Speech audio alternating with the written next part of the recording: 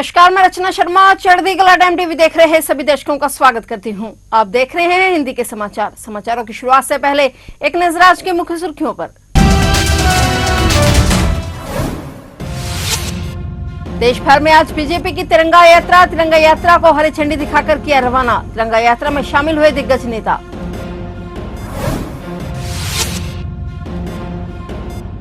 RG medical college के staff से होगी पूछताछ। नर्स से लेकर पीड़िता के साथी डॉक्टर्स को भेजा पुलिस ने सम्मन। डॉक्टरों ने बुलाई आज राष्ट्रव्यापी हड़ताल।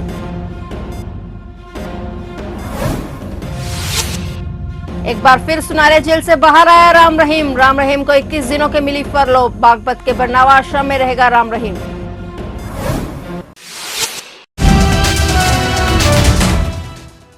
और अब समाचार विस्तार से।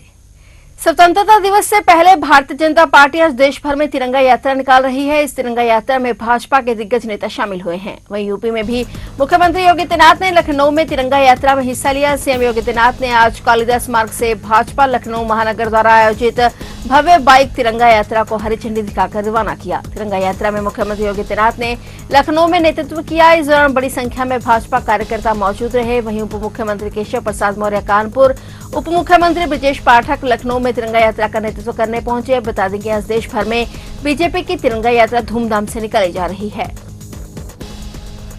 प्रधानमंत्री नरेंद्र मोदी स्वतंत्रता दिवस के अवसर पर 15 अगस्त को लगातार 11वीं बार लाल किले पर तिरंगा फहराने वाले तीसरे प्रधानमंत्री बनेंगे। इस उपलब्धि के साथ पीएम मोदी पूर्व प्रधानमंत्री मनमोहन सिंह को पीछे छोड़ देंगे, जिन्होंने लगातार 10 बार तिरंगा फहराया था। साथ ही पीएम मोदी इंदिरा गांधी की बराबरी करेंगे, जिन्होंने लाल किले पर 16 बार तिरंगा फहराया था। हालांकि वे इस मामले में पंडित जवाहरलाल नेहरू से पीछे रहेंगे, जिन्होंने 17 बार लगातार तिरंगा फहराया था। नेहरू ने 1947 से 1963 तक लगातार 17 वर्षों तक लाल किले पर झंडा फहराया। इस स्वतंत्रता दिवस पर लाल किले में समारोह के लिए 11 श्रेणियों में कुल 18,000 मेहमानों को आमंत्रित किया गया है। इसमें 4,000 खास मेहमान महिलाएं, किसान, युवा और गरीब वर्ग के लोग शामिल होंगे।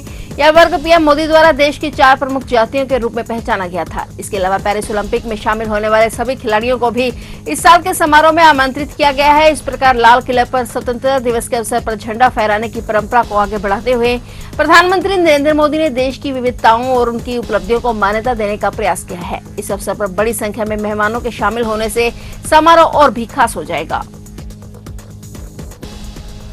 पश्चिम बंगाल की राजधानी कोलकाता में 9 अगस्त को सरकारी अस्पताल से महिला ट्रेनिंग डॉक्टर की लाश मिलने के बाद से ही रेजिडेंट डॉक्टर का मुख्य प्रदर्शन लगातार 5वें दिन भी जारी है। मुख्यमंत्री ममता बनर्जी ने जहां कल 12 अगस्त को पीड़िता के घर जाकर उनके परिजनों से मुलाकात की, वहीं उन्होंने कहा कि अगर पुलिस इस पूरे मामले को नहीं सुलझा पाती है तो फिर केस को जल्द ही सीबीआई को ट्रांसफर कर दिया जाएगा। प्रदर्शनकारी रेजिडेंट डॉक्टर्स भी लगातार मांग कर रहे हैं कि मामले को सीबीआई को सौंपा जाए। इधर बीजेपी ने इस मुद्दे पर ममता सरकार को घेरना शुरू कर दिया है। वहीं कोलकाता में ट्रेनिंग डॉक्टर्स के साथ हुई इस घटना पर देश भर के डॉक्टर्स का गुस्सा फूट पड़ा है। कोलकाता समेत देश भर के डॉक्टर्स प्रदर्शन कर रहे हैं, जिससे सभी हॉस्पिटल में आज भी सेवाएं प्रभावित हुई हैं। ओपीडी सर्विस डॉक्टरों की हड़ताल की वजह से बंद है। Federation of all India medical association ने आज 13 अगस्त को राष्ट्रव्यापी हड़ताल बुलाई है। इसके अलावा ट्रेनिंग डॉक्टर की हत्या से पहले उसके साथ डिनर करने वाले 4 जूनियर डॉक्टर्स को भी एक बार फिर से पुलिस ने पूछताछ के लिए बुलाया है। कोलकाता पुलिस ने आज कोलकाता पुलिस मुख्यालय लाल बाजार में एचओडी, असिस्टेंट सुपरिटेंडेंट, पुरुष महिला नर्सों, ग्रुप डी स्टाफ और सुरक्षा सदस्यों को भी बुलाया है।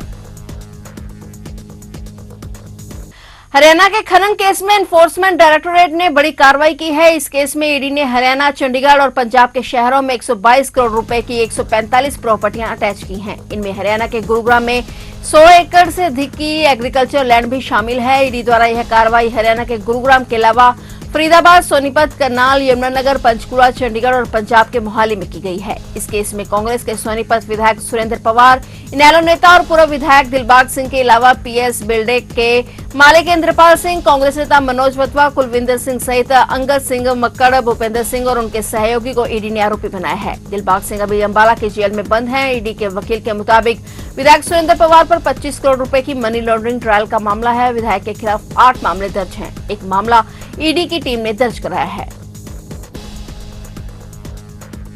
श्री अकाल तख्त साहिब के जथेदार ज्ञानी रघबीर सिंह पटियाला की केंद्रीय जेल में बंद बलवंत सिंह राजवाना से मुलाकात करने पहुंचे। इस मौके पर श्रोमणी गुरुद्वारा प्रबंधक कमेटी के प्रधान हरजिंदर सिंह धामी भी साथ मौजूद रहे। बता दें कि बलवंत सिंह राजवाना ने केंद्र सरकार की तरफ से सजा माफी के मामले में कोई कार्रवाई न करने पर श्री अकाल तख्त साहिब के जथेदार को चिट्ठी लिखी थी और भूख हड़ताल करने की बात कही थी। एसजीपीसी प्रधान की तरफ से राजवाना के साथ मुलाकात कर मामले में पैरवी करने का भरोसा दिया गया था और इसी के तहत आज श्री अकाल तख्त साहिब के जथेदार आज राजवाना से मिलने केंद्रीय जेल पहुंचे थे।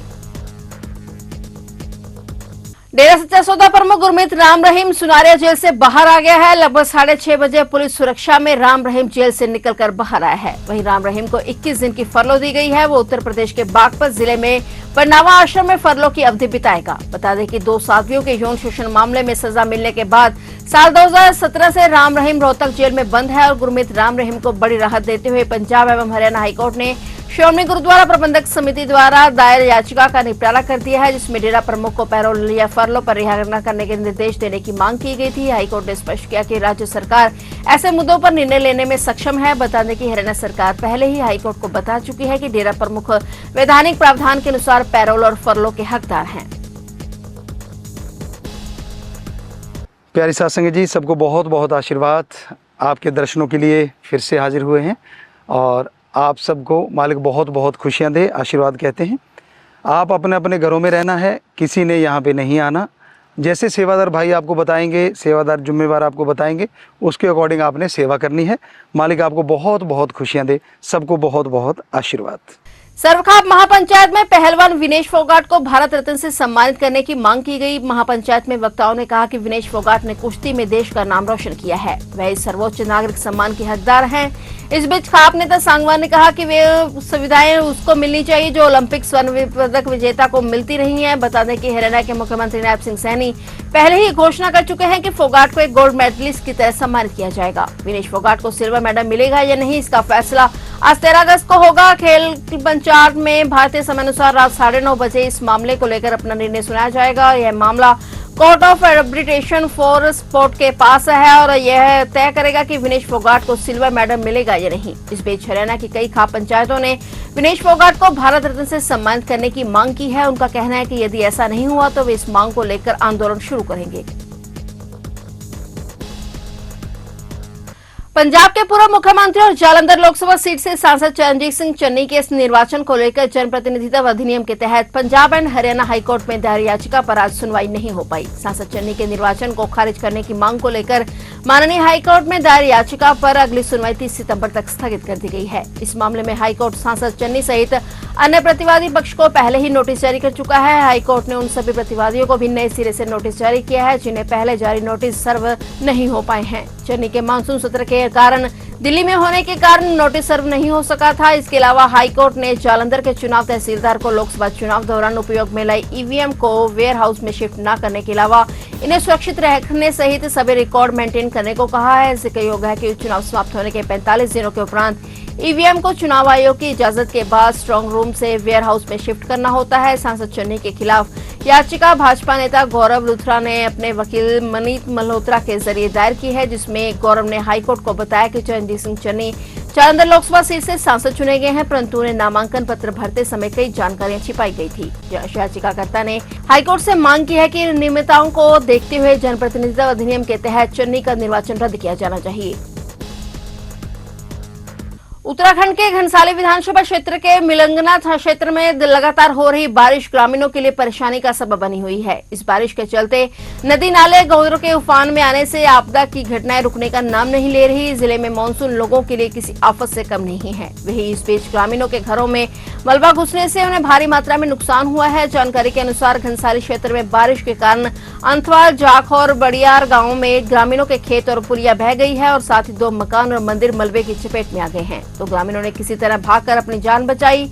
ऐसी स्थिति में प्रशासन द्वारा प्रभावित 8 परिवारों को सुरक्षित स्थानों पर शिफ्ट कर दिया गया है, लेकिन अभी भी बारिश के चलते आसपास के परिवार दहशत के साए में जीने को मजबूर हैं। मीडियम का कहना है कि सुरक्षा के चलते परिवारों को शिफ्ट किया जा रहा है। 14 अगस्त को क्षेत्र का भूवर्गीय टीम द्वारा सर्वे किया जाएगा और इसके आधार पर विस्थापन की कार्रवाई की जाएगी। बता दें कि गांव में हुई अतिवृष्टि से ग्रामीणों की खड़ी फसल सहित पेयजल लाइनें टूट गई हैं और इसके साथ ही संपर्क मार्ग पूरी तरह से तबाह हो गए हैं। भारी बारिश के चलते नदी नाले उफान पर आ गए हैं। जिले में गुजरने वाली नदियों ने अपना रौद्र रूप धारण कर लिया है।